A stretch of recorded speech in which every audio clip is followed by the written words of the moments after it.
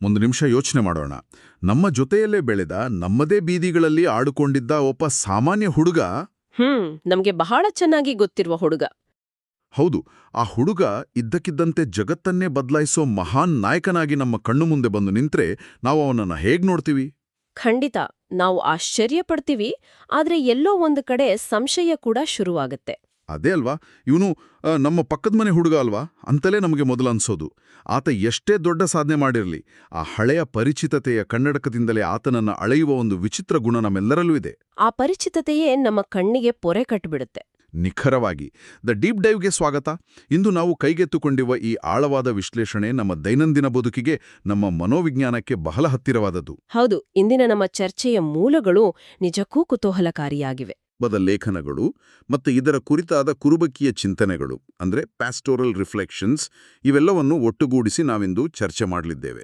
ಈ ಮೂಲಗಳನ್ನ ಜೊತೆಯಾಗಿ ನೋಡಿದಾಗ ನಮ್ಗೆ ಮನುಷ್ಯನ ಅಹಂಕಾರದ ಬಗ್ಗೆ ಬಹಳಷ್ಟು ವಿಚಾರಗಳು ತಿಳಿಯುತ್ತವೆ. ಅದೇ ಇಂದಿನ ನಮ್ಮ ಮಿಷನ್. ಯೇಸುವಿಗೂ ಕೂಡ ತಮ್ಮ ಸ್ವಂತ ಊರಾದ ನಜರೇತ್ನಲ್ಲಿ ಎದುರಾಗಿದ್ದು ಇದೇ ಪರಿಸ್ಥಿತಿ ಅಲ್ವಾ? ಇವನು ನಮ್ಗೆ ಗೊತ್ತಿರುವನೇ ತಾನೆ ಅನ್ನೋ ಅಹಂಕಾರ.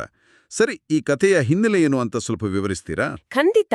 ನೋಡಿ, ಇದು ಕೇವಲ ಸಾವಿರಾರು ವರ್ಷಗಳ ಹಿಂದಿನ ಒಂದು ಧಾರ್ಮಿಕ ಕಥೆ ಮಾತ್ರ ಅಲ್ಲ. ಮನುಷ್ಯನ ಮೆದುಳು ಹೇಗೆ ಕೆಲಸ ಮಾಡುತ್ತೆ, ತನಗೆ ಮೊದಲೇ ತಿಳಿದಿರೋ ಚೌಕಟ್ಟನ್ನ ಮೀರಿ ಹೊಸತನ್ನ ಒಪ್ಪಿಕೊಳ್ಳೋಕೆ ನಮ್ಮ ಅಹಂಕಾರ ಹೇಗೆ ಅಡ್ಡಿಯಾಗುತ್ತೆ ಅನ್ನೋದರ ನಿಖರವಾದ ಚಿತ್ರಣ ಇಲ್ಲಿದೆ. ಅಂದ್ರೆ ಇದು ನಮ್ಮ ಸೈಕಾಲಜಿಗೆ ಸಂಬಂಧಪಟ್ಟ ವಿಷಯ. ಹೌದು. ನಮ್ಮ ಮೂಲಗಳ ಪ್ರಕಾರ ಯೇಸು ತಮ್ಮ ಸಾರ್ವಜನಿಕ ಬೋಧನೆ ಆರಂಭಿಸಿದ ಮೇಲೆ ತಮ್ಮ ಸ್ವಂತ ಊರಾದ ನಜರೇತ್ಗೆ ವಾಪಸ್ ಬರ್ತಾರೆ. ಅಲ್ಲಿನ ಪ್ರಾರ್ಥನಾ ಮಂದಿರದಲ್ಲಿ ನಿಂತು ಬೋಧನೆ ಮಾಡೋಕ್ ಶುರು ಮಾಡಿದಾಗ ಜನರಿಗೆ ಮೊದಲು ತುಂಬಾ ಆಶ್ಚರ್ಯ ಆಗುತ್ತೆ. ಈ ಜ್ಞಾನ ಇವನಿಗೆ ಇಲ್ಲಿಂದ ಬಂತು ಅಂತ ದಂಗಾಗ್ತಾರೆ. ಆದ್ರೆ ಆ ಬೆರಗು ಬಹಳ ಹೊತ್ತು ಉಳಿಯಲ್ಲ. ಅದು ತಕ್ಷಣವೇ ಸಂಶಯವಾಗಿ, ಕಡೆಗೆ ತಿರಸ್ಕಾರವಾಗಿ ಬದಲಾಗುತ್ತೆ. ಸರಿ, ಇದನ್ನು ಸ್ವಲ್ಪ ಬಿಡಿಸಿ ನೋಡೋಣ. ಅವರು ಯೇಸುವಿನ ಅದ್ಭುತ ಜ್ಞಾನನ ಕಣ್ಣಾರೆ ನೋಡ್ತಾ ಇದ್ದಾರೆ. ಆತನ ಮಾತುಗಳಿನ ಆಳನ ಕೇಳಿಸ್ಕೊಡ್ತಾ ಇದ್ದಾರೆ. ಆದರೂ ಇವನು ಆ ಬಡಗಿಯ ಮಗ ಅಲ್ವಾ, ಮರಿಯಳು ಇವನ ತಾಯಿ ಅಲ್ವಾ ಅಂತ ಆತನ ಹಿನ್ನೆಲೆನ ಕೆತ್ಕೋಕೆ ಶುರು ಮಾಡ್ತಾರೆ. ಹೌದು, ಅವರ ಕಣ್ಣೆದುರೇ ಶ್ರೇಷ್ಠತೆ ಪ್ರಕಟವಾಗ್ತಾ ಇದ್ರು ಅವರು ಒಪ್ಕೊಳ್ಳೋಕ್ ತಯಾರಿರಲ್ಲ. ಅದೇ ನನ್ನ ಪ್ರಶ್ನೆ. ಕೇವಲ ಹಿನ್ನೆಲೆನ ನೋಡಿ ತಿರಸ್ಕರಿಸೋಷ್ಟರ ಮತ್ತಿಗೆ ಮನುಷ್ಯನ ಮೆದುಳು ಯಾಕೆ ಕುರುಡಾಗತ್ತೆ? ಇಲ್ಲಿ ಬೆರಗುಗೊಳಿಸುವ ಅಂಶ ಏನಂದ್ರೆ, ನಮ್ಮ ಮೆದುಳು ಉದ್ದೇಶಪೂರ್ವಕವಾಗಿಯೇ ಆ ಸತ್ಯನ ಮರೆಮಾಚೋಕೆ ಪ್ರಯತ್ನ ಪಡುತ್ತೆ. ಮನೋವಿಜ್ಞಾನದಲ್ಲಿ ನಾವು ಇದನ್ನ ಕಾಗ್ನಿಟಿವ್ ಡಿಸೋನೆನ್ಸ್ ಅಂತ ಕಲಿತೀವಿ. ಕಾಗ್ನಿಟಿವ್ ಡಿಸೋನೆನ್ಸ್ ಅಂದ್ರೆ ಅರಿವಿನ ಅಸಂಗತತೆ. ನಿಖರವಾಗಿ. ಅಂದ್ರೆ ನಮ್ಮ ಮೆದುಳು ಏಕಕಾಲದಲ್ಲಿ ಎರಡು ವಿರುದ್ಧವಾದ ನಂಬಿಕೆಗಳನ್ನ ಒಪ್ಪಿಕೊಳ್ಳೋಕೆ ಪರದಾಡುವ ಸ್ಥಿತಿಯದು. ಒಂದು ಕಡೆ ಆ ನಜರೇತಿನ ಜನರ ಮೆದುಳಿನಲ್ಲಿ ಇವನು ಕೇವಲ ಬಡಗಿಯ ಮಗ, ನಮ್ಮಷ್ಟೇ ಸಾಮಾನ್ಯ ಅನ್ನೋ ಹಳೆಯ ನಂಬಿಕೆ ಇದೆ. ಇನ್ನೊಂದು ಕಡೆ ಇವನು ದೈವಿಕ ಜ್ಞಾನಿ, ನಮಗಿಂತ ಶ್ರೇಷ್ಠ ಅನ್ನೋ ಹೊಸ ವಾಸ್ತವ ಕಣ್ಣೆದುರಲ್ಲೇ ಇದೆ. ಓಹೋ, ಸೊ ಈ ಎರಡೂ ವಿಚಾರಗಳು ಮುಖಾಮುಖಿ ಆದಾಗ ಮೆದುಳಿಗೆ ಕನ್ಫ್ಯೂಷನ್ ಆಗತ್ತಾ? ಹೌದು, ಒಂದು ರೀತಿಯ ಮಾನಸಿಕ ಅಸ್ವಸ್ಥತೆ ಉಂಟಾಗುತ್ತೆ. ಈ ಸಂಘರ್ಷಣನ ನಿವಾರಿಸೋಕೆ ಮೆದುಳು ಯಾವಾಗ್ಲೂ ಸುಲಭದ ದಾರಿನ ಹುಡುಕುತ್ತೆ. ಅಂದ್ರೆ ಆ ಸತ್ಯನ ಒಪ್ಕೊಂಡ್ರೆ ತಮ್ಮದೇ ಅಸ್ತಿತ್ವಕ್ಕೆ ಧಕ್ಕೆ ಆಗೋದ ಭಯಾನ ತಾವು ಸಾಮಾನ್ಯರಾಗಿ ಉಳಿದು ತಮ್ಮ ಜೊತೆಯಲ್ಲೇ ಬೆಳೆದವನು ಶ್ರೇಷ್ಠನಾಗೋದನ್ನ ಒಪ್ಕೊಳ್ಳುವ ಬೌದ್ಧಿಕ ಸೋಮಾರಿತನ ಇದರ ಹಿಂದಿದೆಯಾ? 100% ಸತ್ಯ. ಯೇಸುವಿನ ದೈವಿಕತೆನ ಒಪ್ಕೊಳ್ಳೋದಂದ್ರೆ ತಾವು ಇದುವರೆಗೆ ನಂಬಿದ್ದ ಪ್ರಪಂಚದ ಚಿತ್ರಣವನ್ನೇ ಅವರು ಬದಲಾಯಿಸ್ಕೋಬೇಕಾಗುತ್ತೆ. ಮತ್ತೆ ತಮ್ಮ ಪಕ್ಕದ ಮನೆಯಲ್ಲೇ ಇದ್ದ ಶ್ರೇಷ್ಠತೆನ ಇಷ್ಟು ವರ್ಷ ನಾವು ಗುರುತಿಸ್ಲಿಲ್ವಲ್ಲ ಅನ್ನೋ ತಮ್ಮದೇ ದಡ್ಡತನನ ಒಪ್ಕೊಂಡ ಹಾಗಾಗುತ್ತೆ. ಹೌದು, ಅದು ಅವರಿಗೆ ಇಷ್ಟ ಇಲ್ಲ. ಹಾಗಾಗಿ ಆ ಮಾನಸಿಕ ಸಂಘರ್ಷಣನ ಪರಿಹರಿಸೋಕೆ ಅವರು ಯೇಸುವನ್ನೇ ಕೀಳಾಗಿಸ್ಬಿಡ್ತಾರೆ. ಅವನೇನು ಮಹಾ, ಆ ಬಡ್ಗೆ ಮಗ ತಾನೆ ಅಂತ ಆತನನ್ನ ಕೆಳಮಟ್ಟಕ್ಕೆ ಇಳಿಸಿ ತಮ್ಮ ಅಹಂಕಾರನ ಕಾಪಾಡ್ಕೊಳ್ತಾರೆ. ಅರೆ, ಇದನ್ನೇ ಫೆಮಿಲಿಯಾರಿಟಿ ಬ್ರೀಡ್ಸ್ ಕಂಟೆಂಪ್ಟ್ ಅಂತ ಹೇಳೋದಲ್ವಾ? ಪರಿಚಿತತೆ ಸದಾ ತಿರಸ್ಕಾರನ ಹುಟ್ಟು ಹಾಕುತ್ತೆ ಅನ್ನೋದರ ಹಿಂದಿನ ಅಸಲಿ ವಿಜ್ಞಾನನೇ ಇದು. ಖಂಡಿತ, ಇದು ನಿಜಕ್ಕೂ ಆಳವಾದ ಒಳನೋಟ. ಅವರು ಯೇಸುವನ್ನ ಕೀಳಾಕ್ಸೋಕೆ ಬಳಸಿದ ಅಸ್ತ್ರ ಅಂದ್ರೆ ಆತನ ವೃತ್ತಿ ಮತ್ತು ಹಿನ್ನೆಲೆ. ಅವರು ಆತನನ್ನ ಬಡಗಿಯ ಮಗ ಅಂತ ಲೇವಡಿ ಧಾಟಿಯಲ್ಲಿ ಕರೆದರು. ಆದರೆ ಈ ನಮ್ಮ ಅಧ್ಯಯನದ ಮೂಲಗಳಲ್ಲಿ ಕಾರ್ಮಿಕರ ಪಾಲಕರಾದ ಸಂತ ಜೋಸೆಫರ ಹಬ್ಬದ ಉಲ್ಲೇಖ ಕೂಡ ಇದೆ.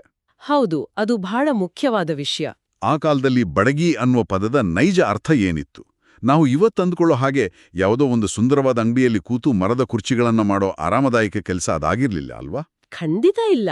ಮೂಲ ಗ್ರೀಕ್ ಭಾಷೆಯಲ್ಲಿ ಅಲ್ಲಿ ಬಳಸಲಾದ ಪದ ಟೆಕ್ಟಾನ್ ಅಂತ. ಅಂದ್ರೆ ಕೇವಲ ಮರಗಲಸ ಮಾಡುವನು ಅಂತ ಅರ್ಥ ಅಲ್ಲ.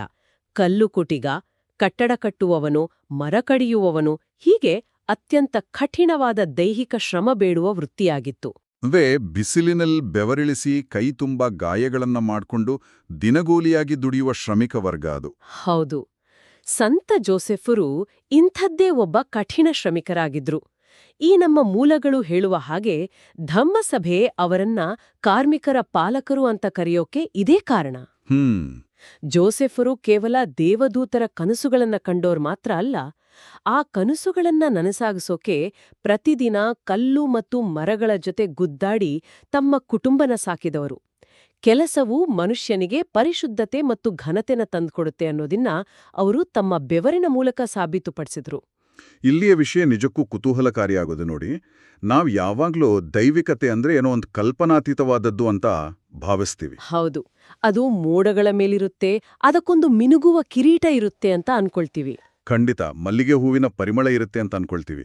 ಆದರೆ ಇಲ್ಲಿ ನೋಡಿ, ಸೃಷ್ಟಿಕರ್ತ ತನ್ನ ಮಗನನ್ನ ಬೆಳೆಸೋಕೆ ಆರಿಸ್ಕೊಂಡಿದ್ದು ಒಂದು ಅರಮನೆಯನ್ನಲ್ಲ, ಬದಲಾಗಿ ಮರದ ಹೊಟ್ಟು, ಧೂಳು ಮತ್ತು ಬೆವರಿನ ವಾಸನೆ ತುಂಬಿದ್ದ ಒಬ್ಬ ಸಾಮಾನ್ಯ ಕಾರ್ಮಿಕನ ಮನೆನ.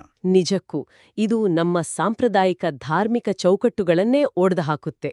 ಹೌದು, ದೈವಿಕತೆನ ಆಕಾಶದಲ್ಲಿ ಹುಡುಕೋ ಬದಲು ಒಬ್ಬ ಮರಗಿಳಿಸದವನ ಬೆವರಿನಲ್ಲಿ, ಆತನ ಕಠಿಣ ಕಾಯಕದಲ್ಲಿ ಕಾಣೋ ಈ ಪರಿಕಲ್ಪನೆ ಎಷ್ಟೊಂದು ಅದ್ಭುತವಾಗಿದೆ ಅಲ್ವಾ? ಯೇಸು ಸರ್ವೇಶ್ವರನ ಪ್ರೀತಿಯ ಕುವರನಾಗುವ ಮುನ್ನ ಕೈಯಲ್ಲಿ ಶುತ್ತಿಗೆ ಹಿಡಿದು ಶ್ರಮಪಡುವ ಕಲೆನ ಮತ್ತೆ ಆ ಬಡತನದ ನೈಜತೆನ ತಮ್ಮ ತಂದೆಯಿಂದ ಕಲಿತಿದ್ರು. ಈ ಶ್ರಮದ ಸಂಸ್ಕೃತಿನೇ ಯೇಸುವಿನ ಮುಂದಿನ ಬೋಧನೆಗಳ ಅಡಿಪಾಯ ಕೂಡ ಆಯಿತು. ಅಂದ್ರೆ ಕಾಯಕವೇ ಕೈಲಾಸ ಅನ್ನೋ ತತ್ವನ ಅವರು ಬದುಕಿ ತೋರಿಸಿದ್ರು. ಹೌದು, ಯಾವುದೇ ಕೆಲಸ ಕೀಳಲ್ಲ, ಪ್ರತಿಯೊಂದು ಕಾರ್ಯದಲ್ಲಿ ಪ್ರಾಮಾಣಿಕತೆ ಇದ್ರೆ ಅದು ದೇವರಿಗೆ ಸಲ್ಲಿಸುವ ಪೂಜೆಯಾಗುತ್ತೆ ಅನ್ನೋದನ್ನ ಅವರು ತೋರ್ಸ್ಕೊಟ್ರು. ಆದರ ದುರಂತ ಏನಂದ್ರೆ ಆ ನಜರೇತಿನ ಜನರಿಗೆ ಈ ಕಾಯಕದ ಘನತೆ ಅರ್ಥನೇ ಆಗ್ಲಿಲ್ಲ. ಅವರು ಶ್ರಮನ ಕೀಳಾಗಿ ನೋಡುವ ಸಾಮಾಜಿಕ ವ್ಯವಸ್ಥೆಯ ಭಾಗವಾಗಿದ್ರು. ಎಕ್ಸಾಕ್ಟ್ಲಿ. ಹಾಗಾಗಿ ಅವರಿಗೆ ಯೇಸುವಿನಲ್ಲಿ ಒಬ್ಬ ಸಾಮಾನ್ಯ ಕಾರ್ಮಿಕ ಕಂಡನೆ ಹೊರತು ಆ ಕಾರ್ಮಿಕನ ಒಳಗಿದ್ದ ದೈವತ್ವ ಕಾಣಲಿಲ್ಲ. ಸರಿ, ಇದೆಲ್ಲವೂ ಅರ್ಥ ಆಯ್ತು. ಆದರೆ ನಮ್ಮ ಈ ವಿಶ್ಲೇಷಣೆಯ ಮೂಲಗಳಲ್ಲಿ ಬರುವ ಮತ್ತೊಂದು ಗಂಭೀರವಾದ ವಾಕ್ಯ ನನ್ನಲ್ಲೊಂದು ದೊಡ್ಡ ಪ್ರಶ್ನೆನ ಹುಟ್ಟುಹಾಕಿದೆ. ಯಾವ ವಾಕ್ಯ ಅದು? ಆ ವಾಕ್ಯ ಹೀಗಿದೆ: ಅವರ ಅವಿಶ್ವಾಸದ ಕಾರಣ ಯೇಸು ಅದ್ಭುತ ಕಾರ್ಯಗಳನ್ನು ಅಲ್ಲಿ ಹೆಚ್ಚಾಗಿ ಮಾಡಲಿಲ್ಲ ಅಂತ. ಸ್ವಲ್ಪ ತಡೀರಿ, ಯೇಸುವಿನ ಬಳಿ ದೈವಿಕ ಶಕ್ತಿ ಇತ್ತು ತಾನೆ? ಖಂಡಿತ ಇತ್ತು. ಅವರು ಆ ಜನರಿಗೆ ಸತ್ಯನ ಮನವರಿಕೆ ಮಾಡಿಕೊಡ್ಬೇಕು ಅಂತ ಇದ್ರೆ ಕಣ್ಣೆದುರೇ ಒಂದು ಬೃಹತ್ ಪವಾಡನ ಮಾಡ್ಬಿಡ್ಬೋದಿತ್ತಲ್ವಾ? ಯಾರಾದರೂ ಸತ್ತವರನ್ನ ಬದುಕಿಸೋದೋ ಅಥವಾ ಅಲ್ಲಿನ ಬೆಟ್ಟನ ಅಲುಗಾಡಿಸೋದೋ ಮಾಡಿದ್ರೆ ಆ ಜನರ ಅವಿಶ್ವಾಸ ಒಂದೇ ಕ್ಷಣದಲ್ಲಿ ಮಾಯವಾಗಿ ಎಲ್ಲರೂ ಆತನ ಕಾಲಿಗೆ ಬೀಳ್ತಾ ಇದ್ರಲ್ವಾ? ಯೇಸು ಯಾಕೆ ಹಾಗೆ ಮಾಡಲಿಲ್ಲ? ಇದೇ ಈ ಇಡೀ ಅಧ್ಯಯನದ ಅತ್ಯಂತ ಪ್ರಮುಖ ಘಟ್ಟ. ಇದನ್ನ ನಾವು ವಿಶಾಲ ದೃಷ್ಟಿಕೋನಕ್ಕೆ ಜೋಡಿಸೋದಾದ್ರೆ, ಇಲ್ಲಿ ಕೆಲಸ ಮಾಡ್ತಾ ಇರೋದು ಮನುಷ್ಯನ ಸ್ವತಂತ್ರ ಇಚ್ಛೆ, ಅಂದ್ರೆ ಫ್ರೀ ವಿಲ್ ಅನ್ನ ಪರಿಕಲ್ಪನೆ. ಓಹೋ, ಫ್ರೀ ವಿಲ್. ಯೇಸು ಅಲ್ಲಿ ಪವಾಡ ಮಾಡ್ಲಿಲ್ಲ ಅಂದ್ರೆ ಆತನ ಶಕ್ತಿ ಕಡಿಮೆ ಆಯ್ತು ಅಂತ ಅರ್ಥ ಅಲ್ಲ. ಪವಾಡಗಳು ಅನ್ನೋದು ಜನನ ರಂಜಿಸೋ ಮ್ಯಾಜಿಕ್ ಶೋಗಳಲ್ಲ, ಅಥವಾ ವಿವಾದಗಳಲ್ಲಿ ಗೆಲ್ಲೋಕೆ ಬಳಸೋ ಅಸ್ತ್ರಗಳು ಅಲ್ಲ. ದೇವ್ರು ಮನುಷ್ಯನಿಗೆ ಆಯ್ಕೆಯ ಸ್ವಾತಂತ್ರ್ಯನ, ತನ್ನದೇ ಆದ ನಿರ್ಧಾರ ತಗೊಳ್ಳೋ ಹಕ್ಕನ್ನ ನೀಡಿದಾನೆ. ಅಂದ್ರೆ ದೇವ್ರು ಮನುಷ್ಯನ ಹೃದಯದ ಬಾಗಿಲನ್ನ ಬಲವಂತವಾಗಿ ಒಡೆದುಕೊಂಡು ಒಳಗೆ ಬರೋದಿಲ್ಲ. ನಿಖರವಾಗಿ. ಎಲ್ಲಿ ನಂಬಿಕೆ, ಪ್ರೀತಿ ಮತ್ತು ಸ್ವೀಕಾರ ಇರುತ್ತೋ ಅಲ್ಲಿ ಮಾತ್ರ ದೈವಿಕತೆ ಕೆಲಸ ಮಾಡುತ್ತೆ. ಆ ಜನರು ತಮ್ಮ ಅಹಂಕಾರದಿಂದ ಬಾಗಿಲು ಮುಚ್ಕೊಂಡಿದ್ದಾಗ ಯೇಸು ಬಲವಂತವಾಗಿ ಅವರ ಮೇಲೆ ಪವಾಡಗಳನ್ನ ಹೇರ್ಲಿಲ್ಲ. ನನಗೆ ಇದು ಹೇಗನ್ನಿಸ್ತಿದೆ ಅಂದ್ರೆ, ನಮ್ಮ ಮನೆಯ ಹೊರಗಡೆ ಫೈಬರ್ ಆಪ್ಟಿಕ್ ಕೇಬಲ್ ಮೂಲಕ ಅತ್ಯಂತ ವೇಗದ ಇಂಟರ್ನೆಟ್ ಸಂಪರ್ಕ ಬಂದಿದೆ ಅನ್ಕೊಳ್ಳೋಣ. ಜಗತ್ತಿನ ಎಲ್ಲಾ ಜ್ಞಾನವೂ ಆ ಕೇಬಲ್ನಲ್ಲಿದೆ. ಆದ್ರೆ ನಾವು ನಮ್ಮ ಮನೆಯೊಳಗಿರೋ ವೈಫೈ ರೌಟರ್ನ ಸ್ವಿಚ್ ಆನ್ ಮಾಡದಿದ್ರೆ ಆ ಸಂಪರ್ಕ ನಮ್ಗೆ ಸಿಗೋದಿಲ್ಲ ಅಲ್ವಾ? ಎಕ್ಸಾಕ್ಟ್ಲಿ. ಇಲ್ಲಿ ಸಿಗ್ನಲ್ ಪ್ರಬಲವಾಗಿದೆ, ದೈವಿಕ ಕೃಪೆಗೆ ಯಾವ ಕೊರತೆಯೂ ಇಲ್ಲ. ಆದ್ರೆ ನಜರೇತಿನ ಜನರ ಆ ಅವಿಶ್ವಾಸ ಅನ್ನೋದು ಆ ರೌಟರ್ನ ಸ್ವಿಚ್ ಆಫ್ ಮಾಡಿದ ಹಾಗೆ. ಹೌದು, ರಿಸೀವರ್ ಆಫ್ ಆಗಿರುವಾಗ ಎಷ್ಟೇ ಪ್ರಬಲವಾದ ಟ್ರಾನ್ಸ್ಮಿಟರ್ ಇದ್ರೂ ಯಾವುದೇ ಸಂವಹನ ನಡೆಯೋಕೆ ಸಾಧ್ಯವಿಲ್ಲ. ಅಂದ್ರೆ ನಂಬಿಕೆ ಅನ್ನೋದು ಕೇವಲ ಒಂದು ಆಲೋಚನೆ ಅಲ್ಲ, ಅದು ಕೃಪೆನ ಒಳಗೆ ಬಿಟ್ಕೊಳ್ಳೋಕೆ ಮಾಡುವ ಒಂದು ಆಕ್ಷನ್, ಒಂದು ಕ್ರಿಯೆ. ಅವರ ಅಹಂಕಾರ ಆ ಕ್ರಿಯೆಗೆ ತಡೆಯೊಡ್ಡಿತ್ತು. ಹೌದು, ನಂಬಿಕೆ ಅನ್ನೋದು ಎರಡು ಕಡೆಯಿಂದ ನಡೆಯುವ ಸಹಭಾಗಿತ್ವ. ಮನುಷ್ಯ ತನ್ನ ಇಚ್ಛಾಶಕ್ತಿಯಿಂದ ತನ್ನನ್ನೇ ತೆರೆದುಕೊಂಡಾಗ ಮಾತ್ರ ಆ ದೈವಿಕ ಸ್ಪರ್ಶ ಅವನನ್ನ ತಲುಪುತ್ತೆ. ಬಲವಂತವಾಗಿ ಹೇರಿದ ನಂಬಿಕೆಯೇ ಅಲ್ಲ, ಅದು ಗುಲಾಮಗಿರಿ. ನಿಜ, ದೇವ್ರು ಮನುಷ್ಯನನ್ನ ಗುಲಾಮನಾಗಿಸೋಕೆ ಇಚ್ಛಿಸೋದಿಲ್ಲ. ಹಾಗಾಗಿಯೇ ಯೇಸು ಅವರ ಅವಿಶ್ವಾಸನ ಗೌರವಿಸಿ ಅಲ್ಲಿಂದ ಮುಂದೆ ಸಾಗುತ್ತಾರೆ ಹೊರತು ಅವರನ್ನ ಬೆರಗುಗೊಳಿಸಿ ತಮ್ಮ ನಿಯಂತ್ರಣಕ್ಕೆ ತಗೊಳ್ಳೋಕೆ ಪ್ರಯತ್ನಿಸಿಲ್ಲ. ಹಾಗಾದ್ರೆ ಇದೆಲ್ಲದರ ಅರ್ಥವೇನು? 2000 ವರ್ಷಗಳ ಹಿಂದಿನ ಈ ಘಟನೆಗೂ ಇಂದು ಬೆಳಗ್ಗೆ ಎದ್ದು ಆಫೀಸ್ಗೆ ಹೋಗುವ, ಟ್ರಾಫಿಕ್ನಲ್ಲಿ ಒದ್ದಾಡುವ ಅಥವಾ ಫ್ಯಾಕ್ಟರಿಯಲ್ಲಿ ಕೆಲಸ ಮಾಡುವ ನಮ್ಮ ಆಧುನಿಕ ಬದುಕಿಗೂ ಏನು ಸಂಬಂಧ? ಸಂಬಂಧ ಖಂಡಿತ ಇದೆ. ನಮ್ಮ ಮೂಲಗಳಲ್ಲಿರುವ ಆ ಕುರುಬಕಿಯ ಚಿಂತನೆಗಳು ಅಂದ್ರೆ ಆ ಪ್ಯಾಸ್ಟೋರಲ್ ರಿಫ್ಲೆಕ್ಷನ್ಸ್ ಈ ಬಗ್ಗೆ ಏನ್ ಹೇಳ್ತವೆ? ಈ ನಮ್ಮ ಅಧ್ಯಯನದ ಮೂಲಗಳು ನಮ್ಮ ಇಂದಿನ ಬದುಕಿಗೆ ನೇರವಾಗಿ ಅನ್ವಯವಾಗುವ 3 ಪ್ರಬಲ ಪಾಠಗಳನ್ನ ನೀಡುತ್ತವೆ. ಮೊದಲನೇದೇನೆಂದ್ರೆ, ಹೊರಗಿನ ರೂಪಕ್ಕೆ ನಾವು ಮರುಳಾಗ್ಬಾರ್ದು. ಅಂದ್ರೆ ಜನರ ಸ್ಥಾನಮಾನ ನೋಡಿ ಅಳೆಯಬಾರ್ದು ಅಂತ. ಹೌದು, ನಾವು ಇಂದಿಗೂ ಕೂಡ ಮನುಷ್ಯರನ್ನ ಅವರ ಬಟ್ಟೆ, ಅವರು ಓಡಿಸುವ ಕಾರು ಅಥವಾ ಅವರ ಬ್ಯಾಂಕ್ ಬ್ಯಾಲೆನ್ಸ್ ನೋಡಿ ಅಳೆತೇವೆ. ಆದರೆ ನಿಜವಾದ ಶ್ರೇಷ್ಠತೆ ನಮ್ಮ ಪಕ್ಕದಲ್ಲೇ ಕೂತಿರುವ ಒಬ್ಬ ಸಾಮಾನ್ಯ ಸಹೋದ್ಯೋಗಿಯಲ್ಲಿರ್ಬೋದು. ಅಥವಾ ನಮ್ಗೆ ರಸ್ತೆಯಲ್ಲಿ ಸಿಗುವ ಕಸಗೂಡಿಸುವರಲ್ಲಿ, ಇಲ್ಲ ಕಟ್ಟಡ ಕಟ್ಟುವ ಕಾರ್ಮಿಕರಲ್ಲಿ ಇರ್ಬೋದು ಅಲ್ವಾ? ಖಂಡಿತ. ಮನುಷ್ಯನನ್ನ ಆತನ ಹುದ್ದೆಗಿಂತ ಆತನ ಕಾಯಕದ ಪ್ರಾಮಾಣಿಕತೆಯಿಂದ ಅಳೆಯೋದನ್ನ ನಾವು ಕಲಿಬೇಕು. ಮತ್ತು ಆ 2ನೇ ಪಾಠ, ನಂಬಿಕೆಯೇ ಅದ್ಭುತಗಳ ತಾಯಿ ಅನ್ನೋದು. ನಮ್ಮ ಜೀವನದಲ್ಲಿ ಯಾಕೆ ಒಳ್ಳೇದಾಗ್ತಾ ಇಲ್ಲ, ನಮ್ಮ ಸಮಸ್ಯೆಗಳು ಯಾಕೆ ಬಗೆಹರಿತಾ ಇಲ್ಲ ಅಂತ ನಾವು ದಿನನಿತ್ಯ ಕೊರಗ್ತೀವಿ.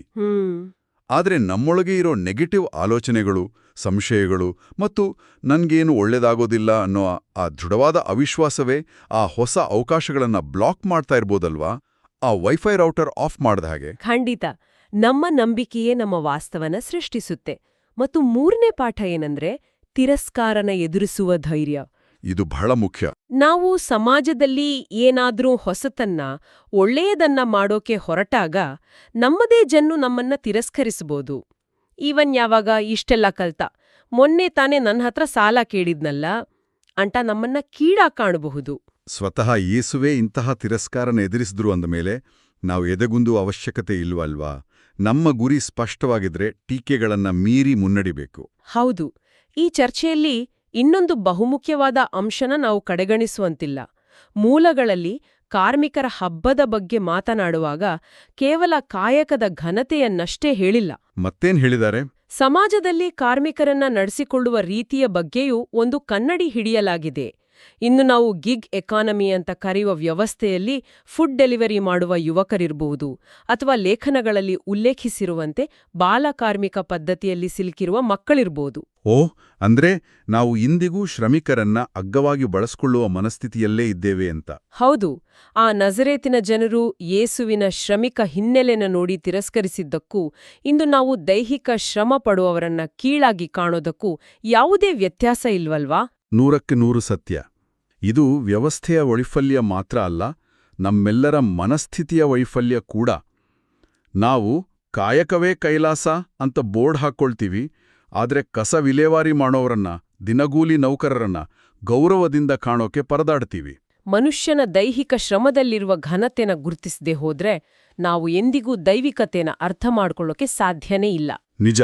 ನಮ್ಮ ಬುದ್ಧಿಶಕ್ತಿ, ನಮ್ಮ ಸಂಪನ್ಮೂಲಗಳನ್ನ ಕೇವಲ ನಮ್ಮ ಲಾಭಕ್ಕಷ್ಟೇ ಬಳಸದೆ ಸಮಾಜದ ಕಟ್ಟಕಡೆಯ ವ್ಯಕ್ತಿಯ ಶ್ರಮಕ್ಕೂ ಗೌರವ ಸಿಗುವಂತಹ ವ್ಯವಸ್ಥೆನ ನಿರ್ಮಿಸಲು ಬಳಸಬೇಕು ಅನ್ನೋದು ಈ ವಿಶ್ಲೇಷಣೆಯ ಒಂದು ಪ್ರಮುಖ ಸಾಮಾಜಿಕ ಒಳನೋಟ ಅಂತ ಹೇಳ್ಬೋದು. ಖಂಡಿತ. ಒಟ್ಟಾರೆಯಾಗಿ ಹೇಳೋದಾದ್ರೆ, ನಜರೇತಿನ ಜನರು ಒಂದು ದೊಡ್ಡ ಐತಿಹಾಸಿಕ ಪ್ರಮಾದನ ಮಾಡಿದ್ರು. ಜಗತ್ತನ್ನೇ ಉದ್ಧರಿಸಬಲ್ಲ ಶಕ್ತಿಯೊಂದು ಅವರ ಮುಂದೆಯೇ, ಅವರ ಬೀದಿಯಲ್ಲೇ ಅವರದೇ ಭಾಷೆ ಮಾತಾಡ್ತಾ ನಿಂತಿದ್ರು. ಕೇವಲ ತಾವು ಮೊದಲೇ ನಿರ್ಮಿಸ್ಕೊಂಡಿದ್ದ ಇವನೊಬ್ಬ ಬಡಿಗಿ ಅನ್ನೋ ಅಲ್ಪಜ್ಞಾನದ ಮಿತಿಯ ಕಾರಣಕ್ಕೆ ಆ ಶಕ್ತಿನ ಕಳ್ಕೊಂಡ್ರು. ಹೌದು. ಇದು ಕೇವಲ ಇತಿಹಾಸದ ಪುಸ್ತಕಗಳಲ್ಲಿ ಉಳಿದುಹೋದ ಘಟನೆಯಲ್ಲ, ಇದು ಮನುಷ್ಯನ ಸಹಜ ಪ್ರವೃತ್ತಿ. ತಮ್ಗೆ ಗೊತ್ತಿಲ್ಲದ ವಿಷಯಗಳನ್ನು ಒಪ್ಕೊಳ್ಳೋಕ್ಕೆ ಮನುಷ್ಯನಿಗೆ ಎಷ್ಟು ಕಷ್ಟನೋ, ತಮ್ಗೆ ಅತಿಯಾಗಿ ಗೊತ್ತಿರುವ ವಿಷಯಗಳಲ್ಲಿ ಅಡಗಿರುವ ಹೊಸ ಸತ್ಯನ ಒಪ್ಕೊಳ್ಳೋದು ಅದಕ್ಕಿಂತ 100 ಪಟ್ಟು ಕಷ್ಟ. ಆ ಪೂರ್ವಾಗ್ರಹ ಪೀಡಿತ ದೃಷ್ಟಿಕೋನವೇ ಮನುಕುಲದ ಅತಿ ದೊಡ್ಡ ಶತ್ರು.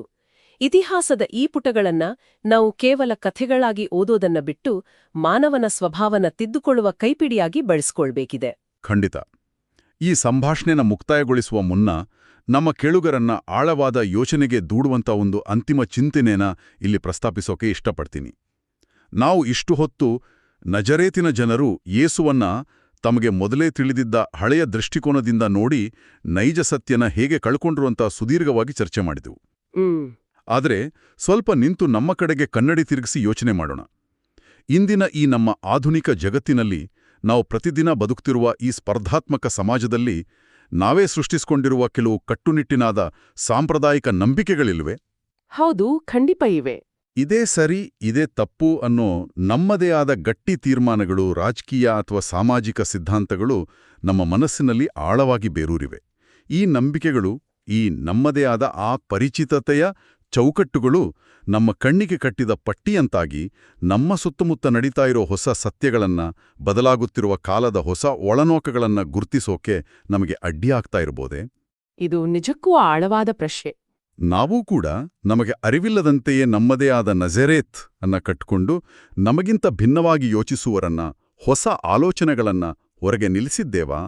ಇದೊಂದು ಚಿಂತನ ಮಂಥನಕ್ಕೆ ಯೋಗ್ಯವಾದ, ಪ್ರತಿಯೊಬ್ಬರೂ ತಮ್ಮನ್ನು ತಾವೇ ಕೇಳ್ಕೊಳ್ಬೇಕಾದ ಪ್ರಶ್ನೆ. ಖಂಡಿತ ಈ ಪ್ರಶ್ನೆಗೆ ಉತ್ತರ ಕಂಡುಕೊಳ್ಳುವುದು ನಮ್ಮೆಲ್ಲರ ಜವಾಬ್ದಾರಿ. ದ ಡೀಪ್ ಡೈವ್ನ ಈ ಆಳವಾದ ವಿಶ್ಲೇಷಣೆನ ಆಲಿಸಿದ್ದಕ್ಕಾಗಿ ಹೃತ್ಪೂರ್ವಕ ಧನ್ಯವಾದಗಳು. ಈ ವಿಚಾರಗಳು ನಮ್ಮೆಲ್ಲರ ಮನಸ್ಸಿನಲ್ಲಿ ಹೊಸ ಅನ್ವೇಷಣೆಗಳನ್ನ, ಜಗತ್ತನ್ನ ನೋಡುವ ಹೊಸ ದೃಷ್ಟಿಕೋನಗಳನ್ನ ಹುಟ್ಟುಹಾಕಲಿ ಅಂತ ಆಶಿಸ್ತಾ ಈ ಸಂಭಾಷಣೆಯನ್ನ ಇಲ್ಲಿಗೆ ಮುಕ್ತಾಯಗೊಳಿಸ್ತಾ ಇದ್ದೇವೆ. ಕಲಿಯುವ, ಕೆದಕುವ ಮತ್ತು ಅನ್ವೇಷಿಸುವ ಈ ಪಯಣ ಸದಾ ಮುಂದುವರಿಯಲಿ.